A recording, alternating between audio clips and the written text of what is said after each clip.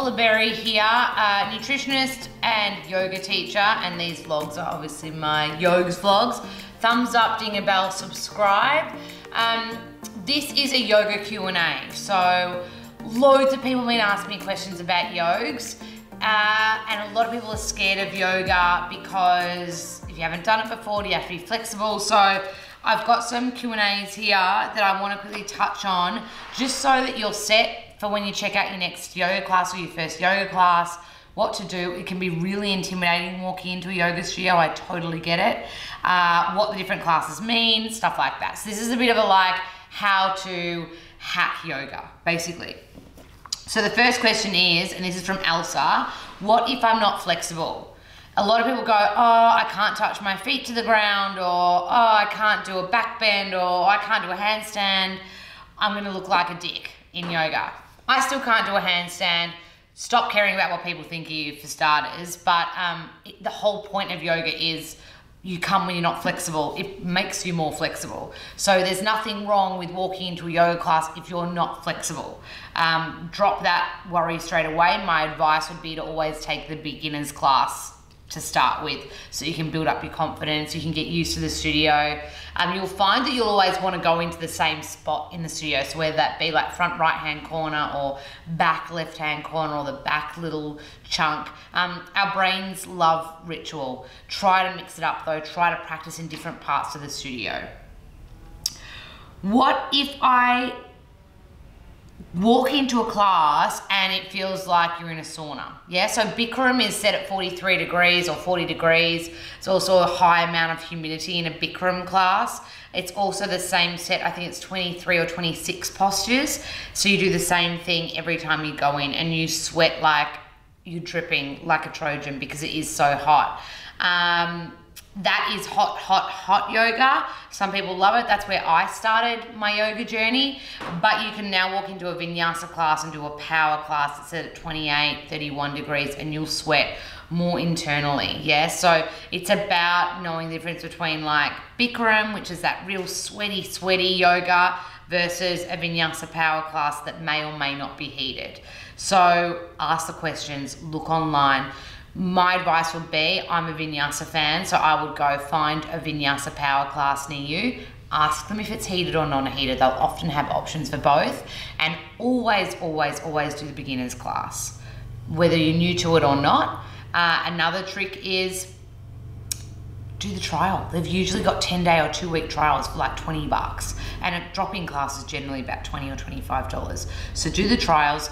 And a good tip that my trainer Pip taught me is if you try anything new, try it 4 times before you give up. So if you go to a yoga class and you don't like the teacher, the truth is there's some fantastic teachers out there. There's also some dingoes, just like in any industry. Dingoes means not great, yeah? So try 4, try different teachers, see what you like. You'll find straight away what you like, what resonates really well with you. Try it all on, see what works. It's so effing cool when you have this moment where you're like, oh my God, time stopped when I was doing that yoga class.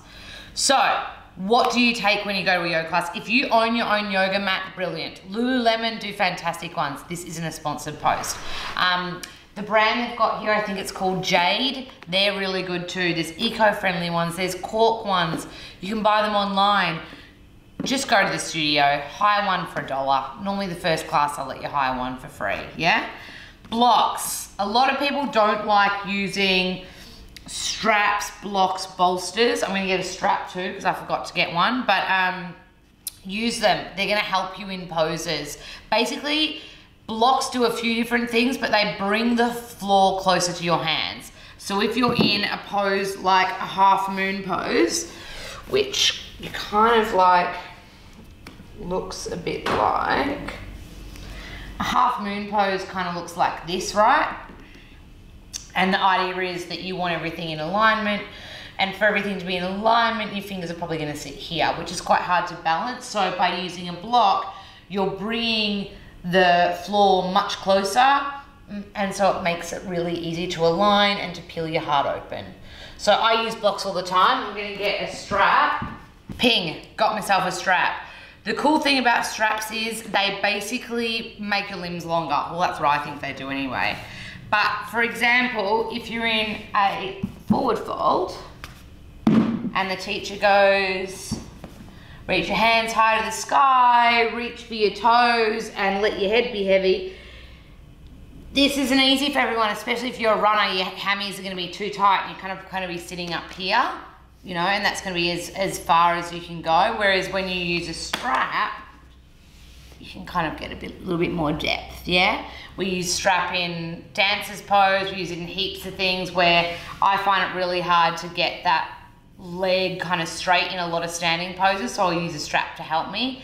Never be afraid of using a strap. Often when you get to a class, a teacher will go, today we're gonna need 1 strap, 2 blocks. Teachers will sometimes get you to go through sequences using the block the whole time. When I say it's a pain, it's hard. So it's a really cool way to play with your practice. It's a really cool way to turn muscles on.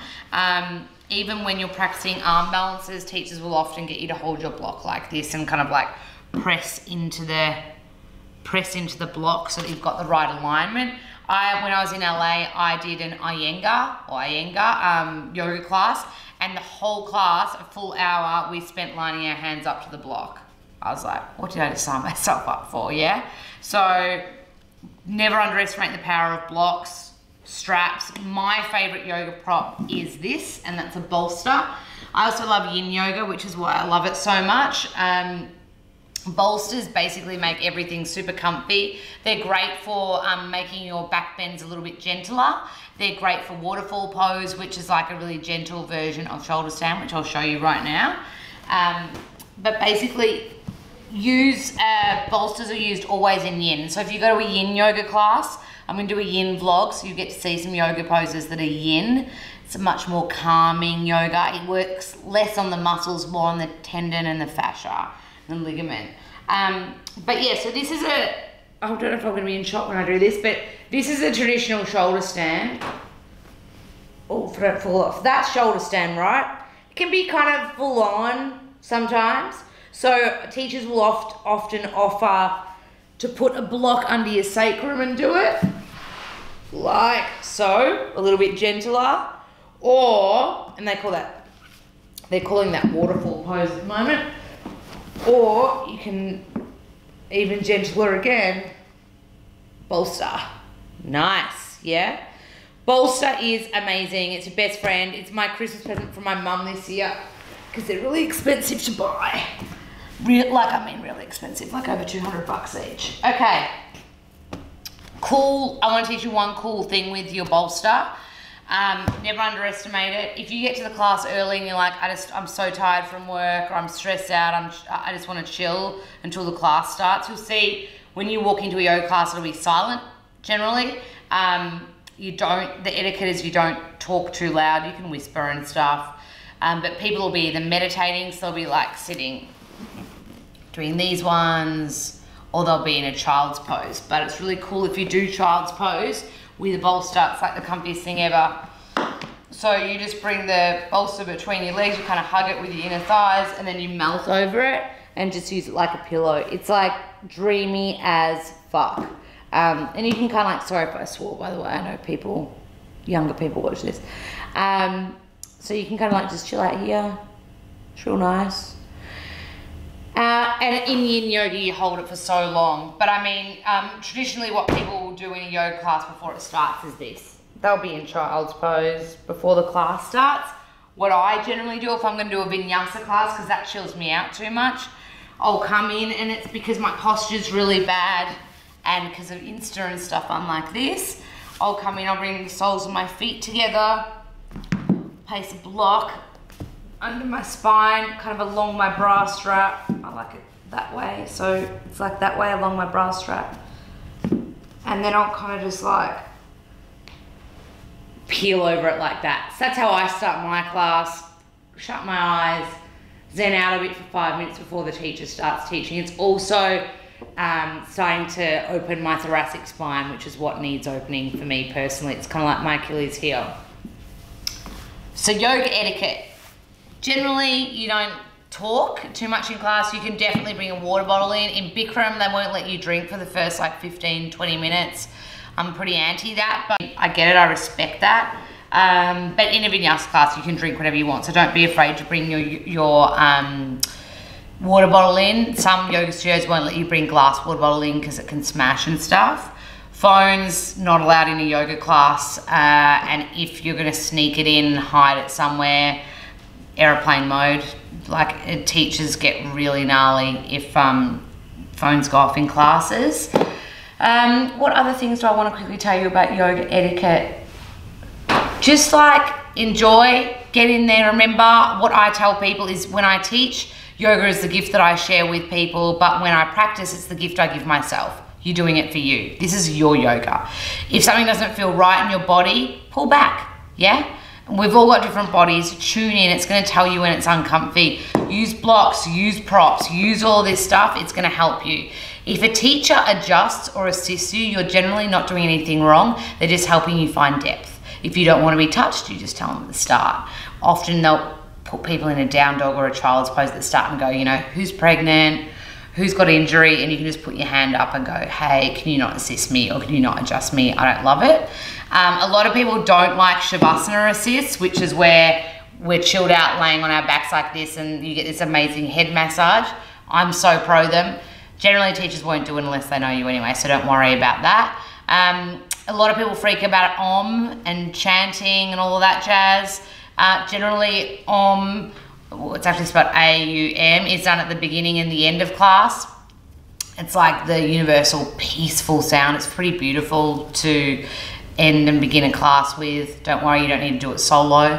If there's music in class, it doesn't mean you need to bust out a dance. It's often just to calm you down and to get out of your head. The whole point of yoga is to calm the fluctuations of the mind. So music is another way to stop you kind of like thinking about what you're gonna make for brekkie after yoga and your shopping list. It's more about, you know, calming you down, getting you in the moment, all that kind of jazz.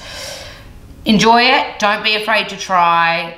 Don't give a fuck about what people think of you, yeah? Yoga is your gift to you. Subscribe, thumbs up, ding a bell, let me know what other yogas you want to see, and hopefully I see you on the mat real soon.